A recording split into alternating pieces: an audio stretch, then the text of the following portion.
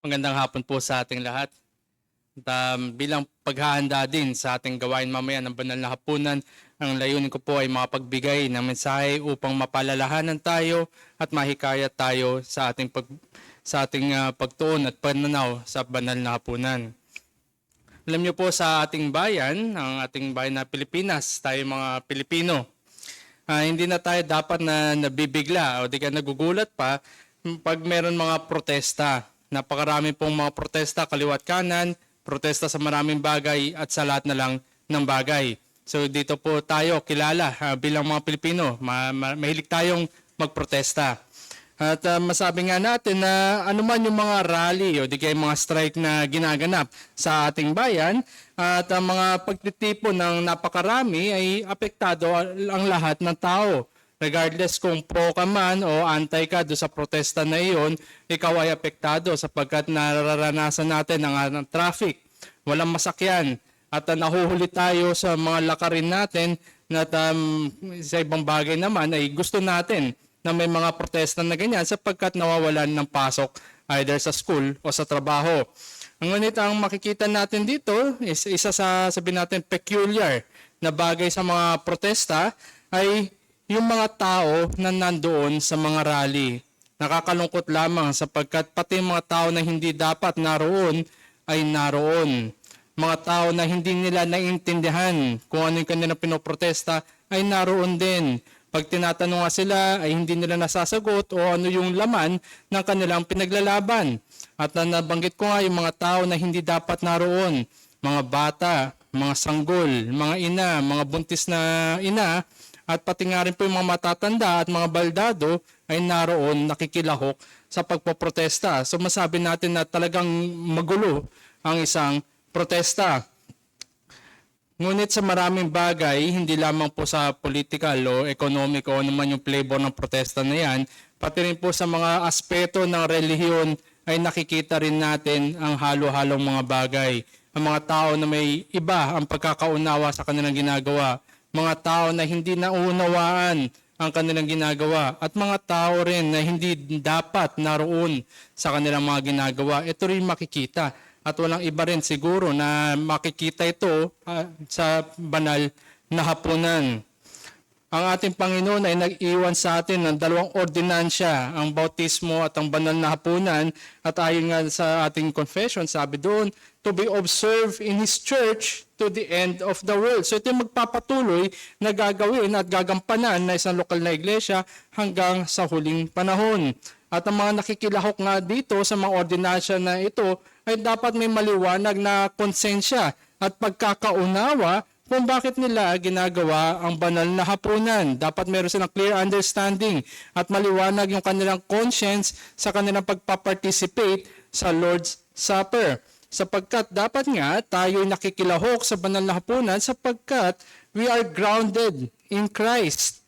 Otherwise, it would not be different sa ibang activities ng mundo. Para na lamang rin tayong nakikilahok sa mga protesta na hindi natin nauunawaan ang ating ginagawa kung ganun ang pananaw natin sa banal na hapunan. Kaya inaanyayahan ko po kayo sa ating teksto sa hapon na ito at buksan natin sa bagong tipan sa sulat ni Apostol Pablo sa 1 Corinthians chapter 10. 1 Corinthians chapter 10, ang babasahin ko po ay ang verses 14 to 17. 1 Corinthians chapter 10, verses 14 to 17. Therefore, my beloved, flee from idolatry. I speak as to sensible people. Judge for yourselves what I say. The cup of blessing that we bless, is it not a participation in the blood of Christ? The bread that we break, is it not participation in the body of Christ?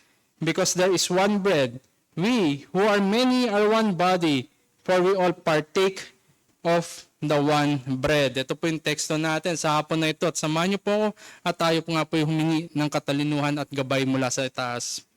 Aming Diyos na dakila, salamat nga po muli sa panahon na inyo pong pinagkaloob sa amin. Alam namin na tinatanaw namin ito na isang pagpapala at biyaya na mula sa inyo. At hiningi namin minsan pa ang kalakasan na nagmumula sa inyo para po sa aming mga kahinaan.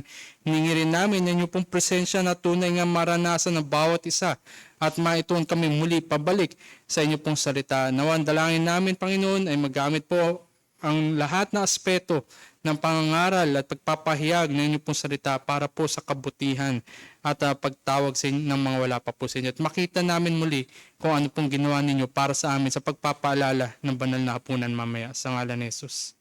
Amen. Sulat po ng Apostol Pablo para po sa Corinth ay in-address niya yung napakadaming mga conflicts dito. Isa nga ito sa tinutukoy na pinakamagulo na iglesia, itong sa Corinth. At marami nga rin doon compromises, lalo-lalo na sa loob ng kongregasyon ng Corinthian Church. At ang common denominator dito is that all of which, yung mga issues na tinatakal dito ay nagko-connect at subject ng Ebanghelyo. Kaya ito yung bagamat napakagulo ng sitwasyon dito sa Corinth at makikita natin na tinutumbok parati ng Apostol Pablo ang subject ng Ebanghelyo. And the substance and the reality of the gospel should affect the life of believers. Sapagkat ang doktrina na nasa isip lamang o yung nasa kaisipan lamang ay academic, hindi ito bumababa sa katawan. Ngunit ang totoong doktrina na nagpapakita na nagbinago ng Diyos ang isang tao ay nakikita sa kanyang pamumuhay. Gaya na lamang ng doktrina ng biyaya ng Diyos, the doctrines of grace. Ibang bagay ang alam natin o kabisado natin ang doktrina ng biyaya ng Diyos. At ibang bagay ang naranasan at napapamuhay natin ang doktrina ng biyaya ng Diyos. Ganito rin yung hamon ni Apostol Pablo kung sinasabi ng mga taga-Korinto na sila'y tinubos ng Diyos, sila'y nabubuhay sa biyaya ng Diyos, sila dapat ay nakikitaan ng pagkilos ng biyaya na iyon. The incompatibility between the newness of life in Christ at lalo-lalo na background dito na mga paganong mga practices o yung pamumuhay ay very much incompatible. They are opposed to each other. Hindi maaring ma-reconcile ang isang taong sasabihin niya siya'y namumuhay sa biyaya ng Diyos, na siya'y tinubos sa biyaya ng Diyos, ngunit siya'y nabubuhay pa rin sa mga luma at pagano at idolatrous na pamamaraan. Kaya masabi natin dito sa section natin, sinimula ni Apostol Pablo yung kanyang diskurso patungkol sa mga paganong gawain. Sa chapter 8 verse 1, dito po nagsimula ang diskurso niya. Ang sabi po niya doon, now concerning food offered to idols. At pinatuloy niya ito sa verse 4, therefore as to the eating of food offered to idols. So ito yung context, yung nagsisimula dito sa chapter 8. At ito nga'y magtatapos sa usapin na patungkol sa mga pagkain na inaalay sa mga Diyos-Diyosan. Ito yung magtatapos sa chapter 11 verse 1 na ang kanyang paghihikayat ay be imitators of me as I am of Christ. So nandun nakasandwich ang ating teksto sa hapon na ito sa pamamagitan ng pagkokontrast patungkol sa mga paganong mga practices at ang karealidad ng mananampalataya na kay Kristo na. Kaya ang mensahe ko po sa atin sa hapon na ito, those who are in Christ are grounded in and participates in Christ. Sa mga nakabatay na kay Hesukristo, sila'y nakikilahok kay Hesukristo. Maaaring simpleng mensahe, ngunit makikita natin na kung tayo nga ay tunay na kay Jesus, tayo ay hinihikayat na makilahok kay Jesus lamang. Ang Korinto nga muli, ito isang key port sa syudad ng Achaia. It is strategically situated sapagkat ito nga isang key player sa politics at sa economics ng Roman Empire. At hindi lamang po commercial activities ang ginagawa sa Corinth, hindi lamang mga goods yung kinakalakal dito sa Corinth, ngunit pati na rin yung mga kultura, nagkaka-exchange of culture sila, nagkakaroon rin ng palitan ng mga ideologies, ng mga philosophies, at hindi lamang rin yun, pati ang aspeto ng relihiyon, nagkakaroon rin sila ng palitan ng mga diskurso. Ang sabi nga sa mga taga-Corinthian, sila ay mahilig sa mga bago, sila ay mga mahilig sa mga kaisipan, mga theology at philosophy.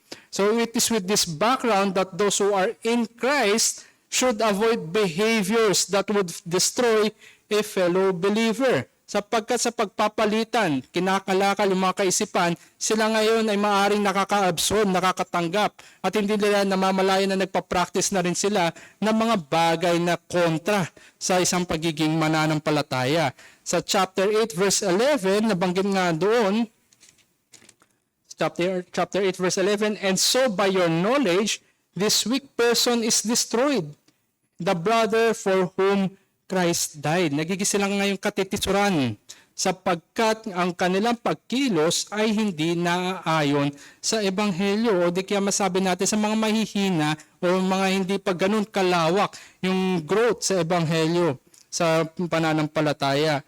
And to be grounded in means to be based firmly on something. Pag tayo ay grounded in Christ, dapat tayo ay nakabase, tayo ay pinagbabatayan natin kay Hesukristo. Hindi nga tayo dapat na nakikitaan ng may mga ibang klaseng ugat, o di kaya yung mga lumang ugat natin ay hindi na dapat naroon sapagkat tayo ngayon ay grounded na in Christ. Kaya muli, ang dapat makita sa atin ay yung compatibility ng pagiging na kay Kristo at ang pamumuhay na kay Hesukristo. So muli, those who are in Christ are grounded in and participates in Christ. Nakikilahok tayo sa kay Kristo. So unang bagay ay ito'y pagpapaalala kung saan tayo nakabatay. It is a reminder of being grounded in Christ. And secondly, ito ay pakikilahok, encouragement to participate in Christ. So ito yung dalawang bagay, pagpapaalala sa atin that we are grounded in Christ bilang mananampalataya, at ito rin ay paghihimok sa atin na makilahok kay Kristo sa pamamagitan ng banal na hapunan. Si Apostol Pablo ay ginamit niya yung ancient Israel bilang ehemplo o example para sa mga tao ng Diyos na kung saan sila ay nasa isang privileged position, mataas yung kanilang mga, sabi natin, rights, yung kanilang privilege. Ngunit instead, ang kanilang ginawa ay inabuso nila yung napakayaman na pribilehiyo na yun. At sila ngayon ay napunta ngayon bilang willing participants sa idolatrous practices. Ito yung makikita natin sa simula ng chapter 10. So verses 1 to 5, doon kinontra sa Apostol Pablo kung anong ginawa ng ancient Israel bilang paalala at bilang warning sa mga mananampalataya. At sa verse 7 nga, nandoon yung resulta na kung saan dahil sila ay idolatrous na, sila ngayon ay willing participants. Malayo na sila mula sa biyaya ng Diyos. Ginamit ng Apostol Pablo yung kanilang kasaysayan, napakayaman na kasaysayan ng Israel, at yung kanilang karanasan ng mga ancient Israel to serve as both warning and reminder. Nang sa ganon, itong mga Corinthian brethren na sinusulatan ni Apostol Pablo ay maraming matutunan sa kanilang kasaysayan. At sila nga ngayon ay umiwas at makita nila yung warning, yung danger na dinudulot ng pagiging mapagmataas at pagpaparticipate sa idolatry. Sa verse 6, sinabi ng Apostol Pablo dun that we might not desire evil as they did. Sa verse 7, do not be idolaters. Verse 8, we must not indulge in sexual immorality. Verse 9, we must not put Christ to the test. And verse 10, we must not grumble. So napakaraming pagpapaalala ni Apostol Pablo sa kanila bungad sa mga kasaysayan ng ancient Israel. Kaya ngayon sa ating verse 14, kung saan tayo magsisimula, ginamit ng Apostol Pablo ang salitang therefore. So dito nagbigay siya ng mga sabihin na natin na dahilan sa verses 1 hanggang verse 13, at ngayon ito na yung dahil dito sa mga bagay na ito. Therefore, my beloved, flee from idolatry. Dahil sa katotohanan ng mga bagay na yan, ayon sa inyong kasaysayan at karanasan, lumayo tayo sa idolatry.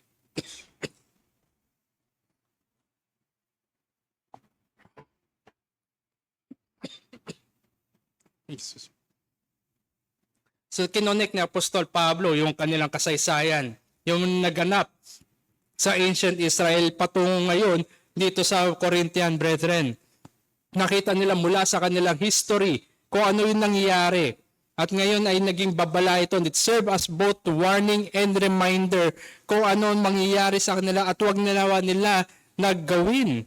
Na sa ganun ay mapakita nila na sila ay tunay na natinubos ng Diyos. Sila ngayon ay tinawag na beloved, mga minahal, at mahal ni Apostol Pablo. Sila ay mga kapatid sa pananampalataya at ang kanyang utos sa kanila o yung kanyang pag-apela sa kanila is to flee from idolatry sapagkat idolatry yung ginawa ng kanilang mga ninuno.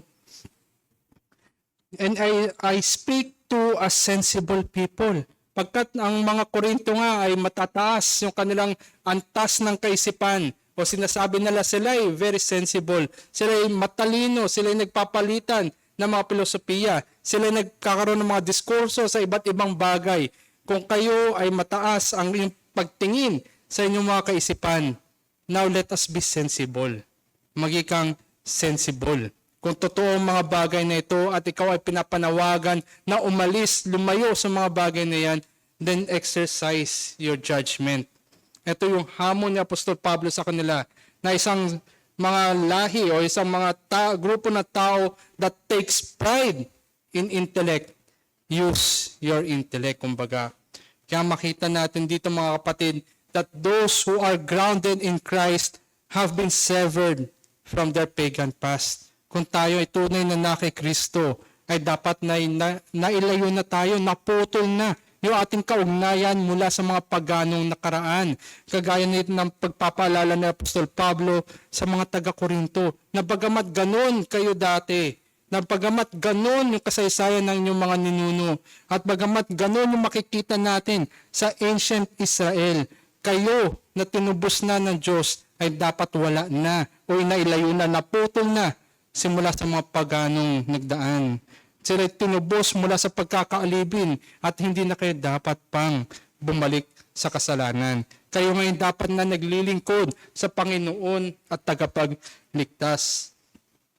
Ang mga mananampalataya na nagsasabi na sila tinubos ni Jesucristo, sila dapat ngayon ay nagsasalamin ng mga realidad na iyan, ang mga katotohanan ng mga bagay na iyan, ang mga katotohanan na wala na sila sa mga pagganong pamamaraan at sa pagsamba sa Diyos-Diyosan. Hindi na sila gumagawa ng mga pagkilos ayon sa mga makasalanang paraan, kundi sila ngayon ay namumuhay para sa kaluwalhatian ng Diyos. Sapagkat ano bang ginagawa ng idolatry, mga kapatid, mga kaibigan? Idolatry makes our minds blunt. Pinapapurol nito yung ating kaisipan. Pinapadilim nito yung ating mga paningin. Tinatakpan nito yung ating mga pandinig. At higit sa lahat, yung ating mga conscience ay nagiging seared conscience. Unti-unti hindi natin napapansin na ganito ang ginagawa ng idolatry. At kung sasabihin mo na hindi, kaya kong tisin yan, kaya kong lampasan yung bagay na yan, ikaw ngayon ay nasa ilalim na ng idolatry. Ang masama doon ay hindi mo napansin na nandun ka na pala, kapatid. Corinth was a place filled with pagan temples, commerce dedicated to man-made deities, and lawless practices. Ito yung meron sa Corinth ng panahon na yon. Kaya wag natin maliitin yung bigat ng pagpapaalala ni Apostol Pablo. Sabi natin, napakalakas ng hila ng temptasyon. Napakalakas ng hila pabalik sa lumang mga gawain at napakalakas ang hila pabalik sa pagkakaalipin sa kasalanan. Totoong mga temptasyon ito at totoong paghihikayat ng Apostol Pablo na putulin na nila ang kanilang kaugnayan sa kasalanan. At sa usapin na pagpuputol, marami pong mga paraan o makikita natin ng mga komplikasyon ngayon na kung saan kinakailangan ng pagputol. Isa na po siguro yung mga komplikasyon na bungad ng diabetes na kung saan magsisimula ito sa mga ulcer, sa mga daliri natin sa paa at mabilis itong kumalat kung hindi ito naagapan. Kaya minsan ay kailangan na maging decisive at putulin yung part ng ating katawan na kung saan nagsisimula ang sakit na iyon, yung ulcers na yan, sapagkat kung hindi yan ginabayan o hindi yan binantayan, napakadali nitong kumalat. The sooner we know it, the better. Kung kaya't ganun din sa pananampalataya, dapat pinuputol na kahit isang katiting ng idolatry. Pag oras na nakita natin na pumapasok na mga makasalanang pamamaraan o hindi naaayon, hindi naangkap na pamamaraan sa buhay mananampalataya, yan dapat ay pinuputol na natin. Sapagkat tayo nga ay nakatuon na, nakabatay kay Jesucristo. We are grounded in Christ. Meron na tayong bagong mga disposisyon laban sa mga kasalanan at gawain ng kasalanan. Nalaranasan na natin, nalasahan na natin, at alam natin kung saan hahantong ang kasalanan. Kaya ito'y hamon sa atin na putulin na agad ang anumang gawaing makasalanan. Idolatrous thoughts and deeds are amputated from our minds and body. Pero meron pa rin tayong mga natitirang mga kasalanan. At yun ang ating minumortify every day. Pinapatay natin ang gawa ng laman bawat araw. Tayo ay humihingi ng kapatawaran sa mga kasalanan na natitira. At tayo ay lumalapit sa Diyos para sa pangangailangan natin sa Kanyang biyaya araw-araw sa ating pagpapabanal. Kaya mga kapatid, bilang mga mananampalataya, bilang nagsasabi na tayo tinubos ng Diyos sa pamamagitan ng dugo ni Jesucristo, ang tawag sa atin, ang panawagan sa atin ay hindi lamang resist temptation, but to flee from idolatry. Lumayo tayo sa makasalanang gawain. The best course is for us to have nothing to do with it. Huwag nating i-entertain kahit maliit na thought. Parang cancer yan na mabilis na kumakalat, na malalaman na lamang natin na huli na pala at tayo naroon na sa pamumuhay na yun. We must stay away from it and instead by the grace of God, ground our minds in the things of God. Ayun ang remedyo ng Diyos. Yun ang escape from temptation. Ituon natin ang ating kaisipan sa maka-Diyos na mga bagay. Tayo magpatuloy and consciously be reminded that nothing good, pure, edifying, honorable, pleasing, and glorifying can come out from involving ourselves with idolatry.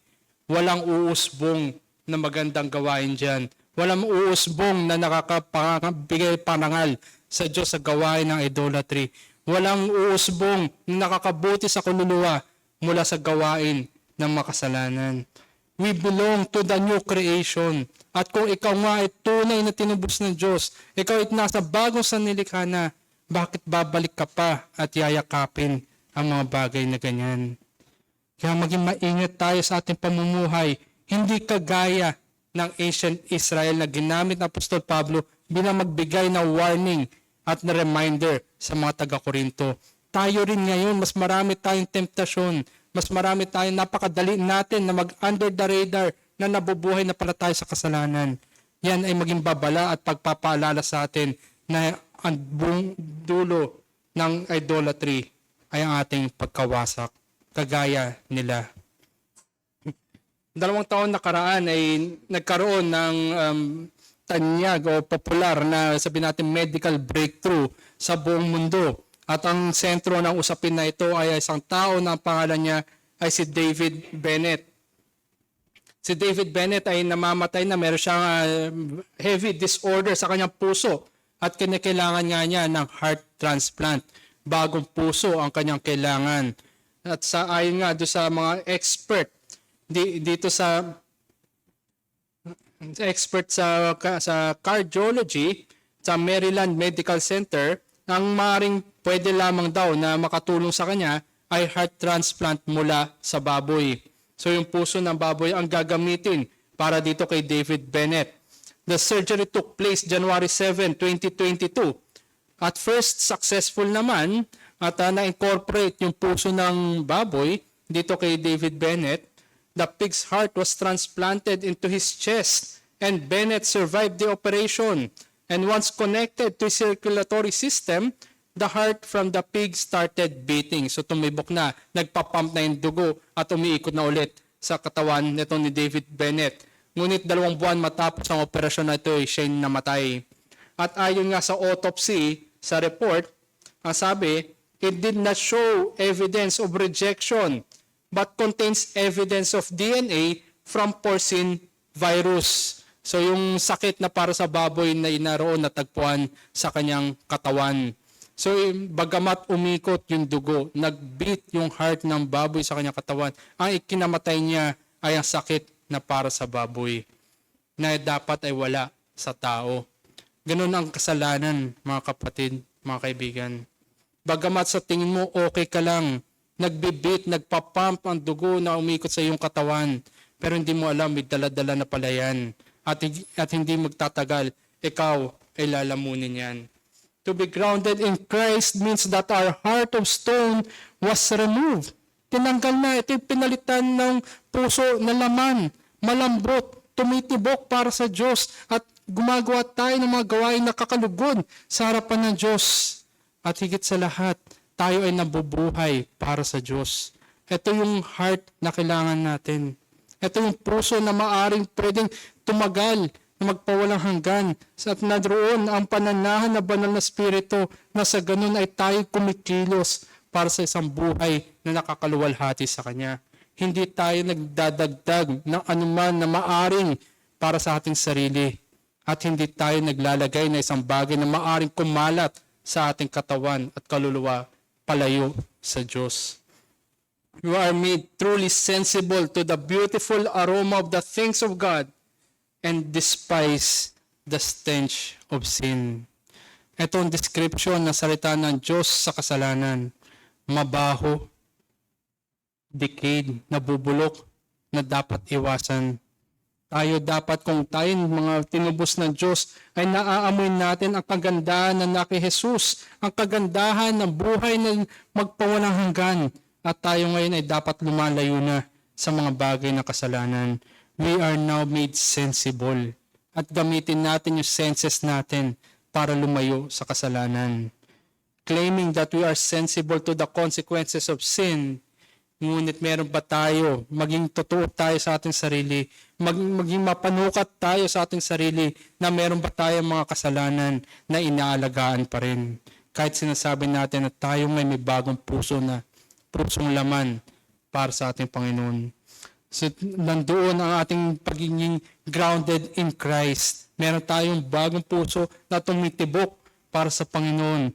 At kung meron tayong bagong puso, ay dapat tayong mag-participate, makilahok kay Jesucristo.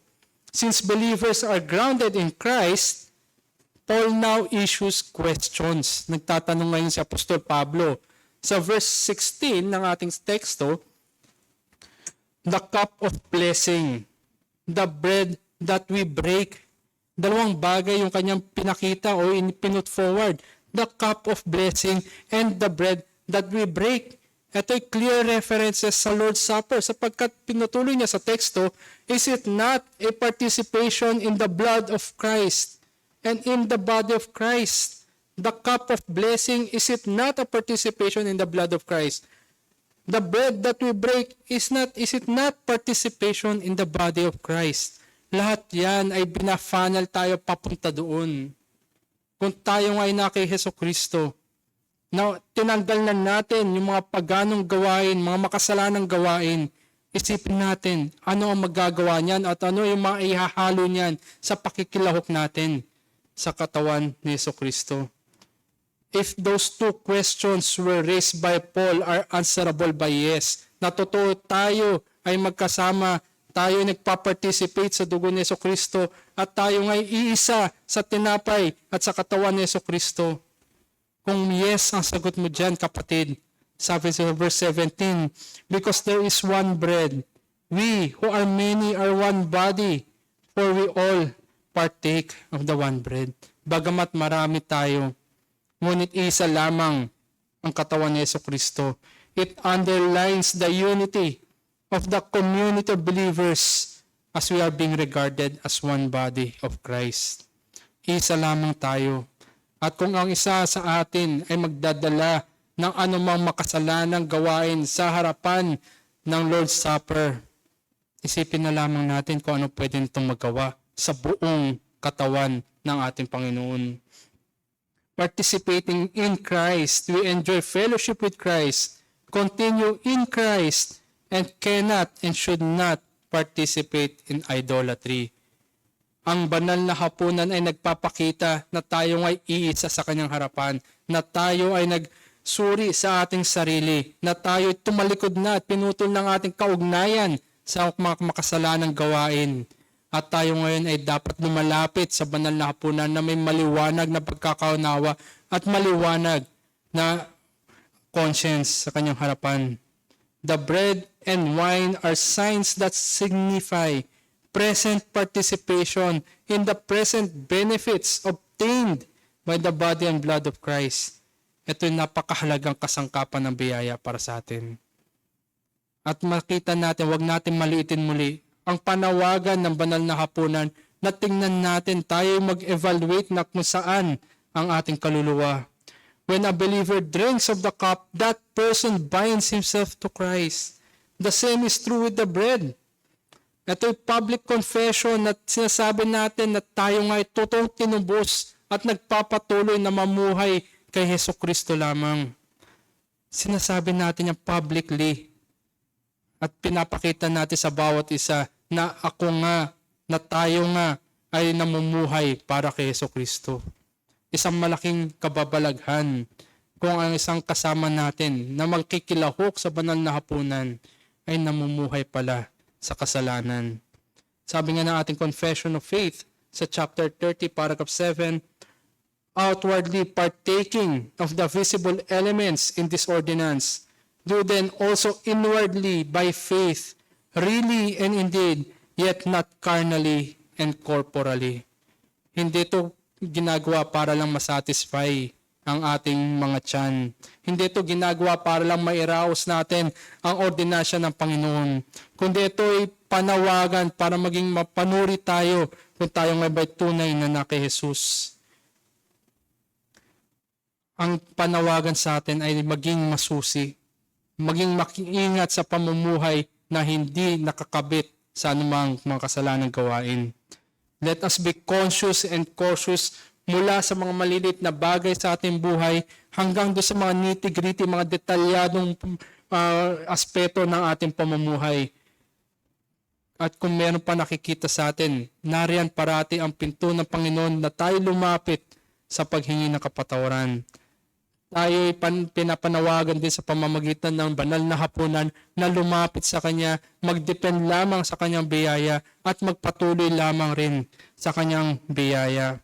Inilapit na Apostol Pablo ang participation sa mga idolatrous sacrifices, yung mga food offered to idols, at kinabit niya ngayon ang banal na hapunan dito sapagkat ang mga mananampalataya na nakikilahok sa katawan ni Hesukristo at sa dugo ni Hesukristo ay dapat na kay Jesus lamang. Hindi sila dapat pang mag-participate sa mga makasalanang pamamaraan, sa mga paganong gawain at sa mga sinful and idolatrous thoughts. Hindi natin dapat gawin yun ngayong gabi o sa mga susunod pa. Hindi natin dapat malitin ang banal na hapunan sapagkat we are binding Christ to ourselves. And once we bind Christ to ourselves, yan ay pangkaligtasan o pangkahatulan lamang. Si Lance Armstrong ay isang American former professional road racing cyclist. So siya ay cyclista. He achieved international fame for winning the Tour de France ay record 7 consecutive times. So kung isa siguro ay napakatanyag na, kung manalo ka lang na isa ay sikat ka na at mahusay ka na, paano pa yung 7 sunod-sunod na beses? Nung panahon na yon ay tinatanggi niya na gumagamit siya ng performance-enhancing drugs. But eventually he was convicted by the US Anti-Doping Agency. At ang nagresulta nito, Lance Armstrong was stripped of his 7 Tour de France titles and was banned for life by cycling's governing body. Ang isang tao na tumatanggi at hindi tinatanggap na siya'y nabubuhay sa kasalanan at meron pang mga paganong pamamaraan na sinasama niya, hinahalo niya habang siya'y nasa isang iglesia, ang kauwi niyan o ang kahinatnan niyan ay gaya lamang rin nitong honor or yung shameful na cyclista na ito. Participating as a seemingly honorable competitor while doing dishonorable practices. Ang nakakatakot dito mga kapatid, ikaw ang nakakilala sa iyong sarili. Higit sa lahat, alam mo ang iyong mga ginagawa. Kaya naway matagpuan lamang tayo na tunay nga na kay Jesus sa ating paglapit sa banal na hapunan.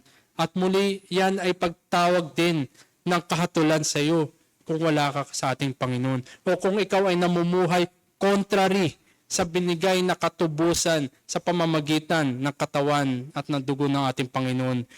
Yan ba ay yung tinatrample? Yan ba ay yung binabaliwala? O yan ba ay isang bagay na minamalit o nilalaro mo lamang? Kaya maging mapanuri tayo mga kapatid, ang maaaring makilahok sa banal na hapunan ay ang makakapagsabi talaga na siya nga ay umaasa sa biyaya ng Diyos. Sabi nga muli ni Apostol Pablo sa verse 15, "Judge for yourselves what I say." Gamitin natin yung sensibility natin. Ito yung charge ni Apostol Pablo para sa mga Corinthian believers at para na rin sa atin ngayon. Kung totoo ang mga bagay na ito, na hindi natin dapat haluan ng mga makasalanang gawain, ang banal na hapunan ng Diyos, ang katawan ng Diyos, judge for yourselves what I say. If we participate in the Lord's Supper while being unfaithful to the body of Christ and to Christ Himself, ang iniinom at kinakain lamang natin ay kahatulan. Yan ay bababa sa iyong sistema, kakapit sa iyong kaluluwa, at pagharap mo sa Panginoon ay ang kahatulan. Huwag nating isipin na tayo maaaring malayang gumalaw o mabuhay na hindi nakikita ng iba sapagkat merong nakakakita sa atin. We must not think that we are free to continue participating in idolatry lest we beseech the judgment of God. Ang banal na hapunan na ito ay special na means of grace para sa atin. Special na kasangkapan ng biyaya para sa mga mananampalataya na pinapaalalahanan tayo kung sino o saan tayo nakabatay. Kung kanino lamang tayo naligtas at sa pamamagitan lamang ng ating Panginoon. We are grounded in Christ. At ito rin ay paghihikayat sa bawat isa na sumuri sa sarili at makilahok sa biyaya ng Diyos na ito na binibigay bilang paalala at din warning din sa bawat isa sa atin.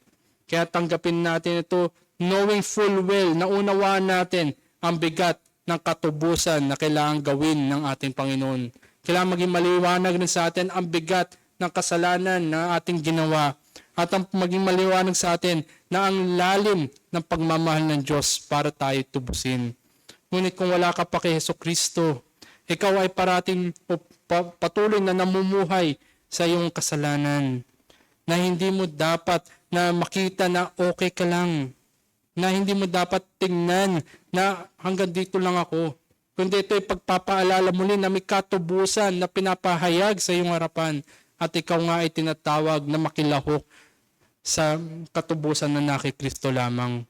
Ikaw ay tinatawag na lumapit sa Kanya sa pagsisisi at pananampalataya.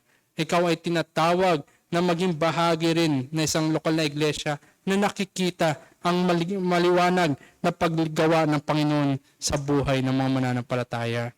Nawa ay kahabagan po tayong lahat sa ating pag-participate sa Lord's Supper. Tayo po manalangin.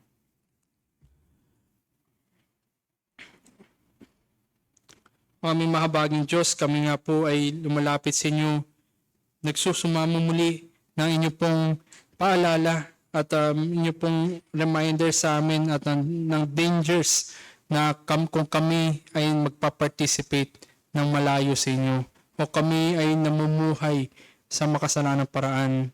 Na maging pagkakataon nito at panahon para suriin namin ang aming mga sarili sa aming gagawin na ito. Tulungan niyo rin kami, Panginoon, ang mga namumuhay na may katapatan na nagpapatuloy sa inyo pong biyaya na mapalakas pa sa pamamagitan ng kasangkapan ng biyaya na ito. At maging paraan din na makita rin ng mga wala pa po sa inyo ang pangangailangan nila ng kaligtasan, ang pangangailangan nila sa dugo ng Panginoong Hesukristo at naway mapamuhay ng mga nasa inyo na ang realidad ng gawain na ito at ang kapahayagan na kami nga ay na kay Jesus. Kahabagan niyo po ang bawat isa sa amin at patnubayan niyo po kami ayon lamang sa inyo pong biyaya sa ngalan ni Jesus. Amen.